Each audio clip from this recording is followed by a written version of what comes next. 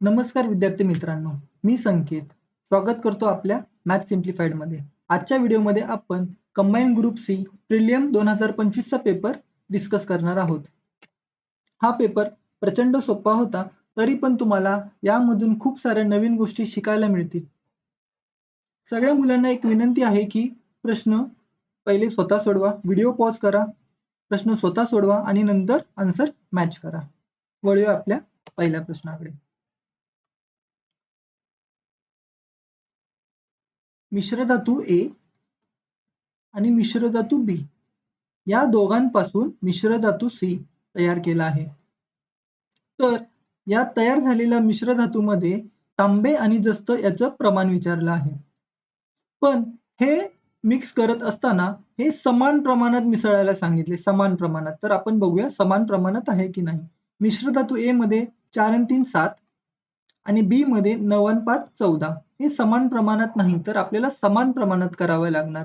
समान प्रमाणात करण्यासाठी इथे एक नोटीस करा, हे आपण 7ला 14 करू शकतो. कसं करू शकतो? तर 2 ने गुणाकार करून. तर 2 ने गुणाकार करूया.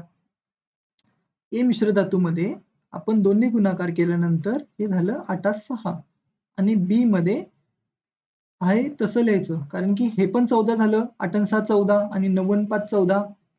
तर आपण डायरेक्ट जोडूया. 9 आणि 8 17, 6 आणि 5 11. मिश्रधातू C मध्ये तांबे आणि जस्त यांचं प्रमाण किती असणार? 17 11. ऑप्शन नंबर बी.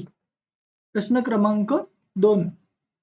हा प्रश्न फिक्स प्रश्न आहे. भारतातल्या कुठल्याही वन डे एक्झाम असतील, SSC, UPSC, बँक, रेल्वे यामध्ये हा आवडता प्रश्न आहे. प्रत्येक परीक्षेमध्ये हा विचारला जातो. त्याच्यामुळे याचा एक रिझल्ट आहे. हा तुमच्या लक्षात असला तर खूप जास्त फायदा होईल. रिझल्ट लक्षात नसेल तरी मी वेगळी मेथड सांगणार आहे, पण रिझल्ट लक्षात असल्यावरती आपल्याला खूप जास्त फायदा होतो. हे छापील किंमत आणि खरेदी किमतीचं एक रिलेशन आहे, ते तुम्ही लक्षात ठेवा. छापील किंमत, खरेदी किंमत. छापील किंमत ही नेहमी खरेदीपेक्षा जास्त असते. त्याच्यामुळे 100 अधिक प्रॉफिट म्हणजे फायदा, 100 वजा डिस्काउंट म्हणजे सूट. हे रिलेशन लक्षात ठेवा. ठीक आहे. तर आपली छापील किंमत किती असणार आहे? 100 अधिक प्रॉफिट म्हणजे नफा किती झाला? 15% 100 अधिक 15 115 आणि खरेदी किंमत किती आहे? 100 वजा डी. डी म्हणजे डिस्काउंट म्हणजे सूट. 100 मधून 25 गेले, राहिले 75. हे झालं आपलं MP आणि CP मधलं रिलेशन. ठीक आहे. आता 115 ची व्हॅल्यू किती दिली आपल्याला? 23,000. काढायची कशाला?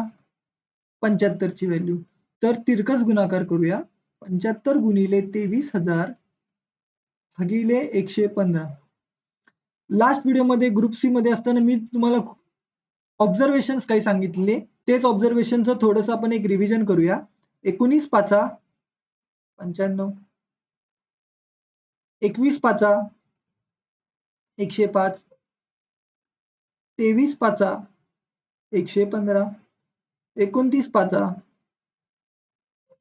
145. हे काही बेसिक ऑब्झर्वेशन आहेत. हे तुम्हाला लक्षात असले तर खूप जास्त फायदा होतो. आणि एक नोटीस करायचं की तुम्हाला हे ऑब्झर्वेशन नसेल लक्षात राहत तर एक गोष्ट लक्षात ठेवा की ह्याला पूर्ण भाग जाणार. पूर्ण भाग जाणार म्हणूनच इथे गोष्टी सगळ्या 16,000 20,000 आहे. पॉइंट मध्ये कुठली व्हॅल्यू नाहीये. ठीक आहे. हे एक तुम्ही एक छोटंसं हिंट लावू शकता की हा जे दिले ते त्याला कशाने कशाने तरी कुठून तरी पूर्ण भाग जाणारच आहे. ठीक आहे. 23 पंजा 115, 5 एके 5, 5 गुणे 10, 75 गुणिले 200 म्हणजेच 75 गुणिले 2 150 आणि वरचे 2 शून्य. उत्तर आलं 15,000. पण हे केव्हा एवढं पटकन होणार? डायरेक्ट आपण ही पेपरमध्ये कधी स्टेप लिहू शकणार? जेव्हा आपल्याला हे रिलेशन माहीत असणार. पण एखाद्याला माहीतच नाही तर काही काळजी करू नका. आपण एक बेसिक गोष्ट सांगणार आहोत. बेसिक गोष्टीसाठी मी तुमची थोडीशी एक रिव्हिजन करून घेणार आहोत. हा अनुपातचा टॉपिक आहे वेगळा, पण एक इथे आपल्याला यूज होणार आहे तो कन्सेप्ट, म्हणून थोडीशी थोडक्यात रिव्हिजन. अगर A आणि B 2 3 आहेत आणि B आणि C 4 5 आहेत, तर A बी आणि सी ची किंमत किती. तर आपण काय करतो, इथे पण बी आहे, इथे पण बी आहे, इथे 3 4 3 आणि 4 इथे 12 म्हणून आपण ह्याला 4 ने गुणतो किंवा 3 ने गुणतो, पण हे थोडंसं अवघड जाऊ शकतं, त्याच्यामुळे सोप्या पद्धतीने आपण लिहितो. ही पद्धत तुम्हाला माहित आहे सगळं, मी फक्त एक थोडीशी रिव्हिजन करून घेतोय. आणि बी आणि सी चं किती आहे, 4 5. ही जागा इथे खाली आहे म्हणून त्याच्या बाजूचा अंक लिहायचा. इथे एक जागा खाली आहे त्याच्या बाजूचा अंक 8 4 त्रिक 12 3 5 15. ए, बी आणि सी ही व्हॅल्यू आली. ठीक आहे. एक छोटंसं आपण रिव्हिजन घेतलं. मुद्दा क्रमांक 2. हे पण एक बेसिक आहे. आपण सूट, डिस्काउंट नेहमी एमपी म्हणजेच छापील किमतीवरती देतो, तसेच नफा, तोटा, प्रॉफिट, लॉस हे मराठी इंग्लिश रिपीट करतोय हे मी. नफा तोटा म्हणजेच प्रॉफिट लॉस नेहमी आपण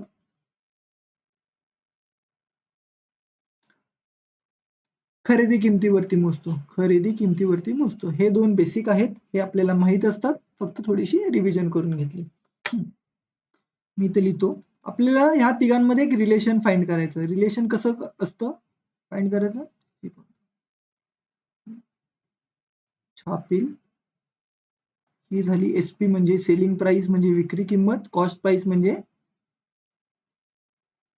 खरेदी किंमत. ठीक आहे. छापील किमतीवरती सूट देतो म्हणजे 100 ची वस्तू 75 ला विकतो. 100 ची वस्तू 75 ला विकतो. ठीक आहे. छापील किंमत 100, विक्री किंमत 75 कारण की 25% सूट आहे. मग 25 त्रिक 25 चोक. मी डायरेक्ट लिहितो 3 नफा कितीचा होतो? 15% होतो. नफा कशावर मोजला जातो? खरेदी किंमतवरती म्हणजे 100 ची वस्तू 115 ला गेली, विकली गेली. ठीक आहे. ह्या सगळ्या बेसिक गोष्टी तुम्हाला आयडिया आहेत. सांगतो. 100 ची गोष्ट 115 ला म्हणजे 5 ने भाग दिल्यावर हे मी रिपीट नाही करणार कारण की तुम्हाला मी कालपासून 3 ते 4 वेळा सांगितलं आहे. 23 5 115. ठीक आहे.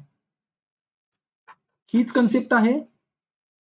मी इथे लिहितो. इथे जागा खाली आहे 23. इथे जागा खाली त्याच्या बाजूचं 3 चिटकवायचा. खरेदी किंमत किती आली? 60. 23 त्रिक 69 69 आणि हे 23 चोक 92. पाडेपाठ आहेत तर लिहा. नाही पाठ आहेत तर सोडून द्या. इथे मी विक्री किंमतला हात नाही लावत आहे कारण की आपल्याला प्रश्नामध्ये दिलंच नाही विक्री किंमत बद्दल. फक्त खरेदी किंमत आणि छापील किंमत बद्दलच गोष्टी चालू आहेत. ठीक आहे. छापील किंमत किती आहे? एवढी. पण ते प्रश्नामध्ये त्याची व्हॅल्यू किती दिली आहे? 23,000. काय विचारलंय? खरेदी किंमत. तिरकस गुणाकार करूया. 23 20 गुणिले 3 गुणिले 23,000 भागिले इथे इथे 23 गुणिले 4 इथे गुणाकार आहे. इथे गेल्यावर भागाकार. स्टेप मी वाचवली आहे. 23 ने 23 गेला राहिला इथे 1. ठीक आहे. 4 पंचे 20. 5 त्रिक 15 आणि वरती 1 2 3 1 2 3 उत्तर आलं 15,000. तुम्ही कुठल्याही मेथडने फाइंड करू शकता. ही झाली मेथड नंबर 2. मेथड नंबर 2 जास्त प्रेफर का करायची? कारण की विक्री किंमतीचं असू द्या, छापील किंमत असू द्या, खरेदी किंमत असू द्या, ह्याच्यावरून जेवढे पण A to Z जेवढे प्रश्न बनतात, फक्त तुम्ही या गोष्टीवरून फाइंड करू शकता. चला आपण पुढच्या प्रश्नाकडे वळूया. सरळ व्याज हे सुद्धा आपल्याकडे खूप मेथड आहेत. मी तुम्हाला 1-2 मेथड तर सांगतोच. ठीक आहे. SI हा पूर्ण घटक सरळ व्याज हा पूर्ण घटक फक्त एवढ्या डब्यात लिहिलाय मी. हा डब्बा माहित असेल तर तुम्ही सगळं करू शकता. ह्याच्यावर मी डिटेल व्हिडिओ बनवला तर तुम्हाला हे सुद्धा लक्षात ठेवायची गरज नाहीये. पण आता मी डायरेक्ट मेथडने गेलो तर तुम्हाला सगळं बाउन्स होईल. त्याच्यामुळे मला हे फॉर्म्युला वापरावे लागतात आहे. पी म्हणजे प्रिन्सिपल. किती आहे मुद्दल? 5,000. रेट नाही दिला. फाइंड करूया. टी 3 वर्ष. इंटरेस्ट किती भेटला?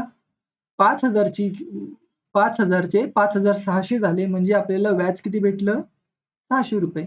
हे 2 शून्याने 2 शून्य गेले, हा एक शून्याचा हा एक शून्य गेला, 5 त्रिक 15, 15 चौक 60. आपला रेट आला 4%. जर व्याजदरात 3% वाढ केली, 3% वाढ केली, तर पहिले 4 होता, आता झाला 60%. तर याच मूळ करण्याची, याच मूळ रक्कम, याच म्हणजे कुठली? 5,000चे मूळ रकमेचे 3 वर्षानंतर किती रुपये होतील? ठीक आहे. म्हणजे पहिले 4%नी आपण फाइंड करत होतो, आता 60%नी करायचंय. 5,000चे 60%नी 3 वर्षासाठी किती व्याज निघेल? पण आपल्याला व्याज विचारलंच नाहीये, टोटल रक्कम विचारली आहे, अमाऊंट विचारली आहे. अमाऊंट म्हणजे रास कशी फाइंड करतो? SI प्लस पी म्हणजे आपलं ही मुद्दल. ठीक आहे. 2 शून्याचे 2 शून्य गेले, 21 पाचा 21 पाचा आलं परत तीच गोष्ट फिरून, 21 पाचा 105 आणि हा एक शून्य. इंटरेस्ट किती आला आपला?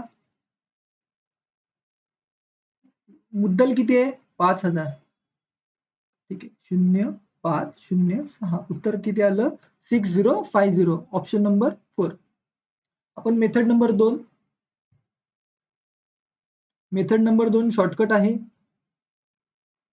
पेपरमध्ये शक्यतो ह्याच करायचं, पण ह्याला लागते प्रॅक्टिस, रिव्हिजन. प्रॅक्टिस रिव्हिजन ह्या गोष्टी असतील तर ही मेथड नंबर 2 एक्झाम मध्ये स्ट्राईक करते. नाहीतर आपण जाऊ द्या 30 सेकंद एक्स्ट्रा जाऊया, पण ह्या मेथडने जाऊ. पण तुमची प्रॅक्टिस असेल, सगळं असेल, तर ही मेथड तुमची खूप सारा वेळ वाचवते. ठीक आहे. जर व्याजदरात 3%नी वाढ केली, एका वर्षामध्ये 3%नी वाढ केली, आणि 3 वर्षामध्ये किती वाढ होणार? एका वर्षात 3%, 3 वर्षात 9%. 9%ची वाढ झाली. कशावर झाली? 5,000 वर 9%ची वाढ झाली. म्हणजे आपल्याला किती एक्स्ट्रा भेटणार?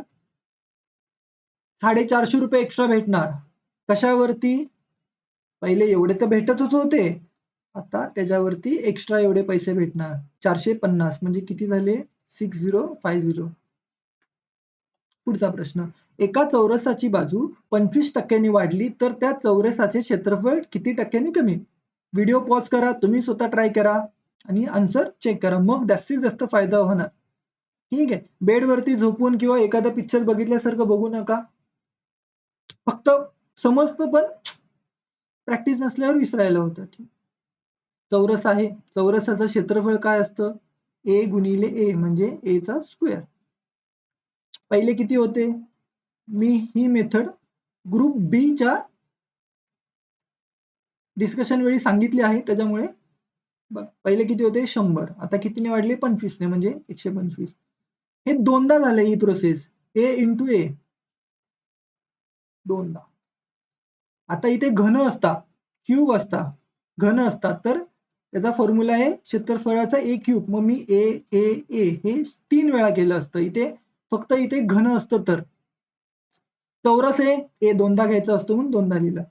25 चोक 100, 25 पाचा 125, 25 चोक 100, 25 पाचा 125. ठीक आहे.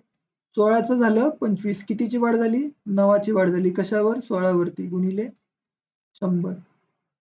बेचोक 25 चोक 100. 25 गुणिले 9, 225 भागिले 4. मला खूप ऑप्शन लांब लांब आहेत, मला सरळ दिसते ऑप्शन, तरी पण आपण करूया. 25 4 पंचे 20, 4 सहग 24, 56 आलं 56. हा ठीक आहे. पूर्ण कॅल्क्युलेट करायची गरज नाही, ऑप्शनकडे एक लक्ष असायला हवं. एका संख्येची 4 पंचमांश ही त्या संख्येच्या 60% पेक्षा 10 ने जास्त आहे, तर ती संख्या कुठली? कुठली संख्या माहित नाही, मी संख्येला x म्हटलं. ठीक आहे. एक संख्येच्या 4 पंचमांश ही त्या संख्येच्या, ही शब्द आला की मी इज इक्वल टू साइन देणार, आणि इंग्लिशमध्ये इज शब्द आला पाहिजे. मी दोन्ही स्टेटमेंट वाचणं आणि लिहून दाखवतो, त्याच्यामुळे तुमचं कन्फ्युजन क्लिअर होईल. त्याच संख्येच्या, कुठली संख्या आहे? त्या संख्येच्या 60% पेक्षा 10 ने जास्त. जास्त म्हणजे बस, हे एक लाईन लिहायची होती, या लाईन ओळीवरून बस. इंग्लिशमध्ये बघूया. If 4/5 of a number, 4/5 of a number आपण एक्स केला. If 4/5 of the number is म्हणजे बरोबर, ग्रेटर दॅन अधिकचं चिन्ह येणार, greater than 60% of that number, तोच नंबर बाय 10, हा 10 ग्रेटर दॅन. बस दोन्ही लँग्वेज मधून मी लिहून दाखवलं. आता बेसिकचं सिंपल कॅल्क्युलेशन आहे. 20 त्रिक 20/5, 4x/5 मायनस इथे प्लसचं साइन इथे आल्यावर मायनस होणार, 3x is equal to 10. 4x मधून 3x गेले, x राहिला, x ची व्हॅल्यू आली 50. बस एवढाच प्रश्न होता.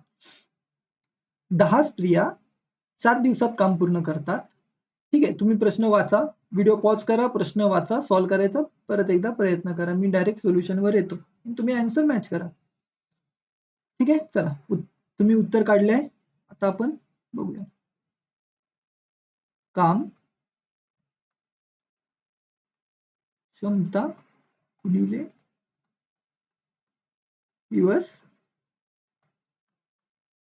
Work efficiency into day. बस एका बॉक्समध्ये आपण या पूर्ण घटकाला टाकलं. वेळ काम आलं की फक्त तुम्हाला एवढंच गोष्ट लक्षात ठेवायची, ह्याच्यापेक्षा तिसरा फॉर्म्युला लक्षात ठेवायची गरज नाही. ठीक आहे, चला. 10 स्त्रिया एक काम 7 दिवसात पूर्ण करतात, तर तेच काम 10 मुले 14 दिवसात पूर्ण करतात.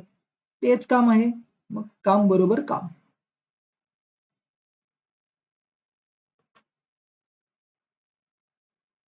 काम बरोबर काम. काय काम आहे? 10 स्त्रिया, स्त्रियाला मी वुमन म्हणजे डब्ल्यू मानतो, 7 दिवसात पूर्ण करतात. आता हे कामाचं मी एवढं कसं लिहिलं? कामाचं काय आहे? क्षमता गुणिले दिवस, 10 वुमन इंटू दिवस म्हणजे 7. पुढे काय लिहिलंय? 10 मुलं, मुलांना बॉईज म्हटलं, 14 दिवसात काम पूर्ण करतात. आता आपण यांची एफिशियन्सी काढूया, त्यांची कार्यक्षमता काढूया. 10 ने 10 गेलं, 7 एके 7, 7 दुने 14, 2b. डब्ल्यू ची व्हॅल्यू समोरची, बी ची व्हॅल्यू 1. चला, अर्धी स्टेप आपली झाली. आता पुढे काय लिहिलंय? तर 5 स्त्रिया आणि 10 मुले तेच काम, काम तेच आहे, नवीन काम आपल्याला दिलेलं नाहीये, तेच काम करायचंय. तुम्ही काही पण चूज करा, ही लाईन घ्या, हे लिहा किंवा हे लिहा, तुम्हाला जे आवडेल ते लिहा. मी पहिलीच लिहितो लाईन. काय काम आहे? आता विचारले का? 5 स्त्रिया आणि 10 मुले. 5 स्त्रिया आणि म्हणजे अधिक 10 मुले किती दिवसात फाइंड करायचंय? नाही माहिती. आपण काम करू, डेजला आपण एक्स डेज लिहू. ठीक आहे, एक्स डेज. तर डब्ल्यूच्या जागी 2 लिहायचंय, बीच्या जागी 1 लिहायचंय. डब्ल्यू म्हणजे 2, 10 गुणिले 2 20 गुणिले 7. ठीक आहे, डब्ल्यू म्हणजे 2, 5 दुने 10, बी म्हणजे 1, 10. डेज शब्द लिहिला नाही तरी चालेल, एक्स लिहिलं तरी चालेल. काय 10 अधिक 10 20 गुणिले एक्स, 10 ने 10 गेला, किती दिवस राहिले? 7 दिवसामध्ये काम होईल. ऑप्शन नंबर बी. 2 क्रमागत विषम संख्या, 2 क्रमागत विषम संख्या 3, 5, 7, 9 ह्या क्रमागत विषम संख्या, ह्यांच्या दोघांमधलं अंतर किती असतं रे? 2 असतं. मग मी मोठ्या संख्येतून बारकी संख्या 2 हे लिहू शकतो. 2 क्रमागत विषम संख्येच्या वर्गातील फरक, या 2 वर्गातील फरक किती आहे? 112. एक अजून एक फॉर्म्युला, ए प्लस बी, हे सगळे आपल्या शाळेतील फॉर्म्युले, त्याच्यामुळे तुम्हाला नवीन पाठ करायची तर गरज नाही, तरी पण थोडंसं लक्ष असलेलं बरं.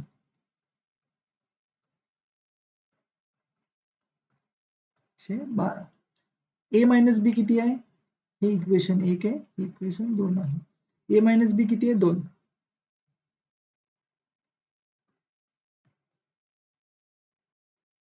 112 56. 5 एक 2 बे पंचे 10, बेसक 12 56 आलं. ए प्लस बी किती आलं? 56. आता आपण इथे लिहूया. माझ्याकडे ए प्लस बी आलं. ए मायनस बी आहे ही व्हॅल्यू. आता समजा मी दोघांची समजा मी बेरीज केली तर बी आणि बी हा कट होऊन जाईल. राहिलं काय? 2a आला 29 वेळा. ए 29 आहे तर तुम्ही ह्यामध्ये टाका. 29 वजा बी. बी इकडे गेला तर त्याची साइन अधिकची होणार आणि इथे आल्यावर वजाची होणार. तर बी ची व्हॅल्यू आली 27. तर त्यापैकी लहान संख्येचा वर्ग किती? लहान संख्या कुठली आहे? 27. 27चा वर्ग 27 गुणिले 27. ज्याच्या लक्षात आहे 729 टिक करा, नाही तर युनिट डिजिट टिक करा. 7 × 7 7 7 49. ज्याच्या शेवटी 9 ती संख्या पुढे. सेम कन्सेप्ट, सेम मागचाच फॉर्म्युला.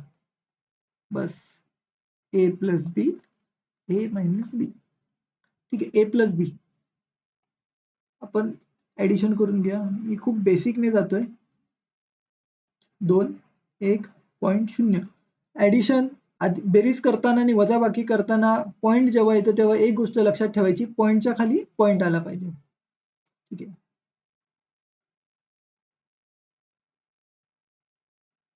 म्हणजे वजाबाकी करून घेऊया.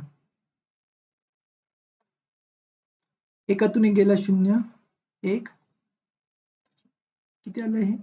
0.12 0.12 ना. 0.12 गुणिले 0.1 ही गोष्ट इथे लिहिली.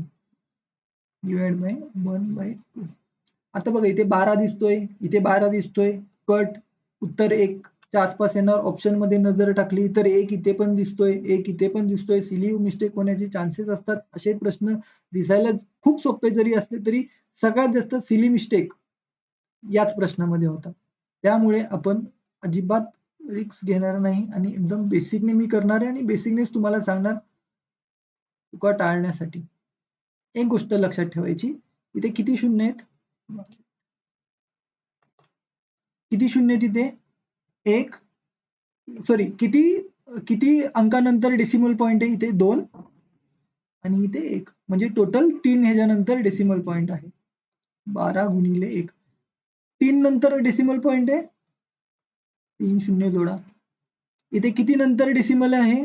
एकानंतर 1 शून्य वरती जोडा. बस तिरक. इथे इथे 2 1 3 3 3 अंकानंतर पॉइंट आहे, मग इथे 3 शून्य लिहिले. इथे एका अंकानंतर पॉइंट आहे म्हणून 1 शून्य लिहिला. बस 12चा 12 गेला, 1 शून्याचा 1 शून्य गेला. राहिले किती? किती नंतर आहे? किती शून्य आहेत? 2 शून्य. मग 2 अंकानंतर पॉइंट येणार. 1 2. Option number A. बेसिक गोष्ट आहे पण सिली मिस्टेक होण्याचे चान्सेस असतात म्हणून मी एवढं सगळं बेसिकने गेलंय. मुंबई आणि गोवा या स्थानकातील अंतर किती आहे? 450 किमी आहे. 2 गाड्या सकाळी 7:30 वाजता एकाच वेळी परस्पर विरुद्ध दिशेने निघतात आणि त्यांचा वेग आहे 60 किलोमीटर पर आवर आणि 75 किलोमीटर पर आवर किमी पर तास. इथे आहे मुंबई, इथे आहे गोवा. दोघांचं अंतर आहे 450. एक गाडी इथून निघते, दुसरी गाडी इथून निघते आणि एक चांगली गोष्ट म्हणजे दोघींचं टाइम एकच आहे. नसेल टाइम एक तर आपल्याला समान करावं लागतं, पण इथे त्यांनी दिलंय त्याच्यामुळे काही अडचण नाही. Time is equal to distance upon speed. Speed आहे हा. Speed is equal to distance upon time. Distance is equal to काही नाही, ह्याच गोष्टी एकच फॉर्म्युला 3 वेळा इकडून तिकडून फिरून लिहिलंय. तुम्हाला जो एक लक्षात ठेवायचा तो एक लक्षात ठेवा, बाकीच्या भानगडीत पडायचं नाही. काही पण एक लक्षात ठेवा. तुम्हाला हे सोपं वाटतं ते हे लक्षात ठेवा, काही पण एकच लक्षात ठेवा. त्याच्यामुळे कन्फ्युजन नाही होणार. जेव्हा गाड्या अपोजिट स्पीडने ट्रॅव्हल करतात जातात तेव्हा त्यांचं स्पीडची बेरीज करायची आणि जेव्हा गाड्या एकाच डायरेक्शनला जातात तेव्हा त्यांच्या स्पीडमध्ये वजाबाकी करायची. ठीक आहे. हा बेसिक कन्सेप्ट आहे. हे कसं आलं मी आता जास्त डिटेलमध्ये जात नाहीये, पण माहितीच असेल तुम्हाला. ठीक आहे. टाइम डिस्टन्स अपॉन स्पीड मी हे लिहिलं. टाइम फाइंड करायचं आहे. डिस्टन्स किती आहे? 540. ठीक आहे. स्पीड किती आहे? 60 आणि 75. पण हे काय करतात? विरुद्ध दिशेने जातात. विरुद्ध दिशेने जातात म्हणजे या दोघांची बेरीज करायची. 60 आणि 75. 60 आणि 60 120 आणि वरचे 15 135. हे पण किलोमीटरमध्ये आहे. हे पण किलोमीटर पर आवर मध्ये आहे. त्याच्यामुळे आपल्याला ते कन्व्हर्जन असतं ना, ते करायची गरज नाही. कारण की हे पण किलोमीटरमध्ये आहे, हे पण किलोमीटरमध्ये आहे. आता आपण भाग देऊया. भाग देताना परत सांगतो. तुम्ही पेपरमध्ये 3, 4, 9, 11 यांनी भाग जातो का पटकन एकदा नजर टाकायची. फ्रॅक्शन ऑफ सेकंडचं काम आहे. 54 दिसलं, 54 9चा पाढा मला चांगल्या पद्धतीने येत असल्यामुळे मला जाणवलं की हा 9च्या पाढ्यामध्ये आहे. पटकन खाली गेलो. 9ची कसोटी काय आहे? ज्या संख्येच्या बेरजीची सम, ज्या संख्येची बेरीज 9च्या पाढ्यातली आहे, ती संख्या पूर्ण 9ने भाग जाते. उदाहरणार्थ 7209 9 7 आणि 1 9 ही संख्या पूर्ण 9ने भाग जाते. 7 2 1 8 तेच फिरून फिरून लिहिले. 7 आणि 2 9 8 आणि 1 9 ही संख्या पूर्ण 9ने भाग जाते. तसंच हे पटकन चेक करायचं आपण. या कसोट्या तुम्हाला माहित असतात, फक्त एक रिव्हिजन मारून घेतली. 5 आणि 4 9 वरची संख्या 9ने भाग जाते. 5 आणि 3 8 8 आणि 1 9 9ने भाग जाते. पटकन 9ने भाग देऊया. 9चा 45 9 स 54 9 एके 9 राहिला 4 9 5 45 15 चोक 60. या दोन गाड्या किती वेळाने एकमेकांना क्रॉस करणार? 4 तासाने क्रॉस करणार, पण आपल्याला ते नाही दिले. किती वाजता भेटतील? त्या 7:30 वाजता सुटल्या आहे. 4 तासांनी एकमेकांना भेटणार म्हणजे 11:30 वाजता भेटणार. कधी कधी इथे असं पण करू शकतात. AM PM लक्ष द्यायचं. ठीक आहे. आता मला वाटतं इथून सोपे सोपे प्रश्न सुरू झालेत. आदित्य घरापासून उत्तरेकडे चालत जातो. एकदा दिशा मी तुम्हाला सांगतो. ही असते नॉर्थ म्हणजे उत्तर, साऊथ साऊथ म्हणजे दक्षिण, शॉर्ट फॉर्म मध्ये लिहितो. ही असते ईस्ट म्हणजे पूर्व, ही असते वेस्ट म्हणजे पश्चिम. आदित्य घरापासून उत्तरेकडे चालत होतो म्हणजे उत्तर म्हणजे वरती चालत जातो. उत्तरेकडे चालत जातो. काही वेळानंतर तो उजवीकडे वळतो. उजवीकडे म्हणजे राईट साईड. उजवीकडे वळतो आणि थोडे पुढे जाऊन डावीकडे वळतो. डावीकडे वळतो. तुम्हाला असं कन्फ्युजन होत असेल तर अगदी कागद फिरवायचा. कागद असं फिरवायचा आणि करायचं. डावीकडे वळतो म्हणजे डावीकडे वळाला. शेवटी तो 1 किलोमीटर चालल्यानंतर पुन्हा डावीकडे वळतो. पुन्हा डावीकडे वळतो. तर तो आता कोणत्या दिशेने चालत आहे? पश्चिम दिशेने चालत आहे. राम, श्याम, जॉन 5 वर्षापूर्वीची वयाची सरासरी 16 वर्ष होती. तर 5 वर्षानंतर वयाची सरासरी किती होणार? हे आत्ता 5 वर्षापूर्वीची सरासरी किती आहे त्यांची? 16. 5 वर्षानंतर नंतर किती असणार आहे सरासरी? किती वर्षाचं अंतर आहे? 10 वर्षाचं अंतर आहे. म्हणजे ह्याच्यामध्ये 10 जोडायचे 26. 26 तर आहे. कसं आलं सांगतो. थोडीशी एक थिअरी आहे. राम उदाहरण देतोय, हे वेगळं आहे. ह्याचा आणि ह्याचा काही संबंध नाही, पण उदाहरण देतोय. राम, श्याम, जॉन यांची वयाची बेरीज 30 वर्ष आहे. तर ह्यांची सरासरी किती असणार? 30/3 म्हणजे 10. पुढच्या वर्षी राम, श्याम, जॉन एक वर्षांनी वाढले म्हणजे त्यांची वयाची बेरीज किती झाली? 33 वर्ष झाली. पण त्यांची सरासरी 33/3 11. ठीक आहे. त्याच्या पुढच्या वर्षी राम, शॉन, जॉन एक वर्षांनी वाढले म्हणजे त्यांची वयाची बेरीज झाली 36. पण त्यांची वयाची सरासरी किती झाली? 36/3 12. म्हणजे 1 वर्ष वाढलं, वयाची सरासरी 1ने वाढली. 1 वर्ष वाढलं, वयाची सरासरी 1ने वाढली. तसेच इथे 10 वर्ष वाढली म्हणून सरासरी 10ने वाढली. 16चे 26 झाले. स्पंदनने 120 पानाच्या पुस्तकाचा एवढा भाग वाचला म्हणजे निम्मा भाग वाचला तर त्याने ती पुस्तकाची पाने किती वाचली नाहीत? 120 पानं आहेत. निम्मा भाग वाचला नाही म्हणजे 60 पुस्तकाची पानं वाचली नाही. ही अक्षर मालिका बघा, ए ए ए ए 2 वेळा, इथे 3 वेळा, इथे 4 वेळा आहे. काहीच सुचत नाहीये. ऑप्शनकडे एकदा नजर मारली की बी बी बी बी प्रत्येका इथे बी आहे. मग एकदा बी बघून लिहून बघायचा. दोनदा ए बी, तीनदा ए बी टाकून बघू, 4 वेळा ए बी टाकून बघू, 1 2 किती 4 वेळा, आता 5 वेळा होतंय का बघू, 1 2 3 4 5 वेळा. नंतर परत बी आला म्हणजे काय 2 ए 2 ए परत बी, 3 ए बी, 4 ए बी. आपल्याला ऑप्शनने थोडीशी मदत केली कारण की आपल्याला सुरुवातीला काय लिहू काय कळत नव्हतं. ऑप्शन मध्ये बघितलं सगळ्यांनी बी बी बी बी लिहिलं, आपण पण बी लिहिलं आणि हा फॉर्मॅट पूर्ण केला. मग काय 3 वेळा बी आणि एकदा ए, 3 वेळा बी आणि एकदा ए. Option number 4. खालील अंकमालिका पूर्ण करा. अंकमालिका वाढत जाते म्हणजे त्यांचा एक बेरीज गॅप असू शकतो किंवा गुणाकार असू शकतो. समान ठराविक अंतराने वाढत जाते त्याच्यामुळे गुणाकाराचा प्रश्न नाहीये. आपण गॅप चेक करूया. अंतर किती दोघांमधलं? 375 आणि 500 मध्ये किती अंतर आहे? 125. मी पॉइंट मनामनात वजाबाकी करून टाकले. ठीक आहे. पॉइंट टाकतो पाहिजे तर 2 नंतर. 625 मधून 500 गेले, 125 आले. 2 पॉइंट. 750 मधून 625 गेले, 125 आले. 2 पॉइंट. ठीक आहे. म्हणजे मी नोटीस केलं की दोघांमधलं अंतर 1.25 आहे. तर 8.75 मध्ये 1.25 ऍड करतो. बेसिक जर 875 मध्ये 125 झाले 10. पुढचा प्रश्न 170, 197, 226, 257 पुढची व्हॅल्यू फाइंड करायची. परत एकदा बघायचं वाढत चालली म्हणजे एकतर गॅप बघायचा दोघांमधला असा गॅप बघायचा किंवा गुणाकार आहे का बघायचं. 2 आणे 3 आणे 1.5 2 2.5 असं बघत जायचं. वाढत चालली असेल तर आपण एकदा गॅप चेक करूया. गॅप किती आहे? 7. 9तून 7 गेले 2, 27.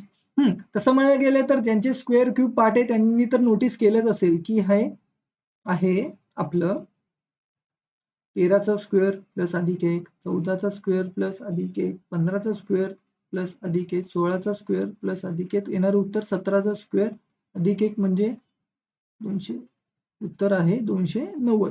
पण एखाद्याला स्ट्राईक नाही केलं, ज्याचे पाठ असून सुद्धा पण एवढ्या एक्झामच्या प्रेशरमध्ये नाही, काही अडचण नाहीये. फक्त आपल्याला गॅप चेक करायचा आहे. गॅप बघायचा 26, 200 नंतरचा पुढे 26 आणि हे 3. 26 आणि 3 29. 7तून 6 गेला 1, 7तून 6 गेला 1, 5तून 2 गेले 3. आता ह्याच्यामध्ये पण आपल्याला एक सिरीज भेटली. 2 2चं अंतर आहे 27, 29, 31. मग इथे 33चं अंतर असू शकतं. आता ह्याच्यात 33 जोडायचे. 6, 8 आणि 1 9. 290 आलं. 290 बस. इथून पण 290 आलं, इथून पण 290 आलं. काही अडचण येत नाही. फक्त पटापट करायचं. आता हा एक हिस्टोग्राम आहे. काय सांगितले? वर्ष 1976 ते 1980 पर्यंत किती टक्क्यांनी कमी झाले? कमी कमी होत झाले. 76 ला किती होतं? 3000.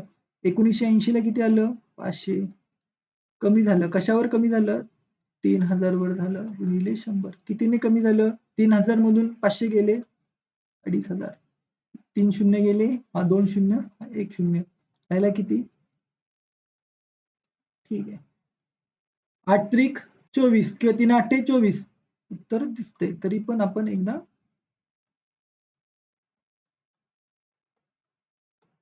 पहिली संख्या 8 बघितली, ते दोन्ही 8 आहेत. ठीक आहे. 3 त्रिक 9. चला. अर्ध करायचं, पॉईंट पॉईंट काढायची गरज नाहीये. अर्ध थोडंसं दिसलं ऑप्शनवरून अंदाज घ्यायचा आणि जायचं. सेम प्रश्न कंबाईन ग्रुप मध्ये पण आला होता. काही नाही. सोप्पा आणि बेसिक प्रश्न आहे. सगळ्यांशी ऍड करायचं. 3 3 आणि 3 6, 6 आणि 4 10, 10 आणि 5 15. हे ट्रिक आहेत छोट्या छोट्या छोट्या. T THANKX. थँक्सला कसं लिहिले? SKNTHA. हे TH आहे, हे शेवटी लिहिले. ठीक आहे, नोटीस केलं. आणि SKN हे उलट लिहिलंय. आपण पहिले काय करूया, शेवट पहिले सलग येत नाही अक्षर, हे शेवटी बघूया. स्टुपिड. STU शेवटी पाहिजे, STU शेवटी पाहिजे, नाही. STU शेवटी पाहिजे, हा होऊ शकतो. पुढे जाऊया. नाही. पुढे. राणी आणि सुरेश एक जोडपे असून त्यांना मेधा आणि दीप्ती. जागा नाही होणार, मी पुढच्या पानावर लिहितो. मी त्याच्या अगोदर सांगतो, जी महिला आहे त्याच्या डोक्यावरती मी वजाबाकी लिहील. जे पुरुष आहेत त्यांच्या डोक्यावरती मी अधिकचं चिन्ह लिहील. ज्यांचे लग्न झाले असं लिहील. जे बहीण भाऊ आहेत त्यांच्यामध्ये असं लिहील. ठीक आहे. राणी आणि सुरेश एक जोडपे आहेत.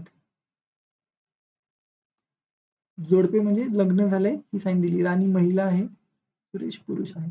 त्यांना मेधा आणि दीप्ती 2 मुली आहेत. मेधा, दीप्ती दोन्ही मुली आहेत. कधी कधी हे का लिहायचं, कधी कधी विचारतात, फायदा होतो खूप सारा. दीप्तीचे लग्न अनुराग सोबत झाले आहे. दीप्तीचे लग्न झाले म्हणून अनुराग. दीप्ती स्त्री आहे, अनुराग पुरुष. जो गरिमा आणि तुषार यांचा मुलगा आहे, याचे मम्मी पप्पा. गरिमा स्त्री, लग्न झालं. तुषार. निधी ही अनुरागची मुलगी आहे. निधी. कोमल ही अनुरागची बहीण आहे. बहीण आहे म्हणून एकच चिन्ह दिलं. लग्न झालं असतं तर 2 दिलं असतं. बहीण आहे. कोण? कोमल. बहीण मुलगी वजा चिन्ह. जिचे लग्न हर्षी सोबत झालं आहे. कोमलचा नवरा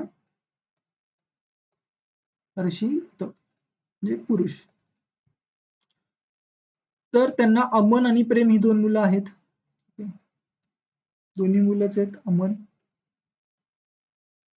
भाऊ आहेत म्हणून चिन्ह दिलं. अजून काय दिले? प्रेम हा गरिमा आणि तुषार यांचा नातू आहे. प्रेम हा तुषार आणि गरिमा यांचा नातू आहे. बरोबर. ही मुलं मुलाची मुलं, ठीक आहे, नातू आहे.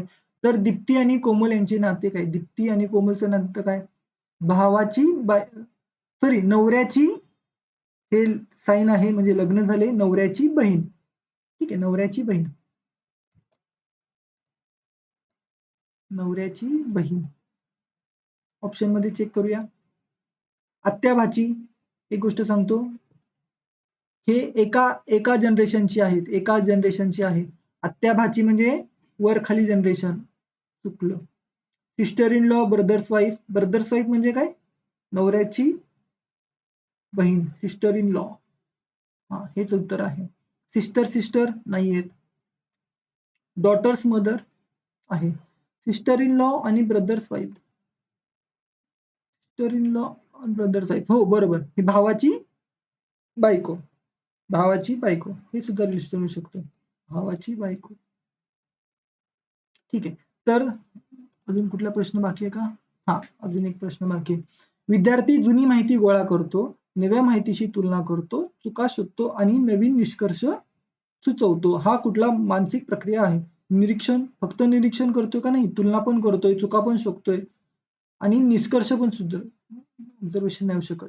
मूल्यांकन, ठीक आहे, होऊ शकतं, मी नंतर बघतो. अनुकरण करतोय का नाही, फक्त अनुकरण करत नाही, चुका पण शोधतोय आणि निष्कर्ष पण सुचवतो. फक्त हा. आणि पाठांतर तर काय दूरचा संबंध. ऑप्शन एलिमिनेशन थ्रू आपण इव्हॅल्युएशन करतोय. Critical thinking. ठीक आहे. पुढचा प्रश्न. चला, हा व्हिडिओ कसा वाटला मला कमेंटमध्ये सांगा. आणि तुम्हाला काही नवीन शिकायला भेटलं हे सांगा. आणि पुढच्या व्हिडिओमध्ये आपण काय काय घेणार आहे ते मला कमेंटमध्ये सुचवा. व्हिडिओ आवडल्यास लाईक करा, शेअर करा आणि सबस्क्राईब करायला विसरू नका. थँक्यू.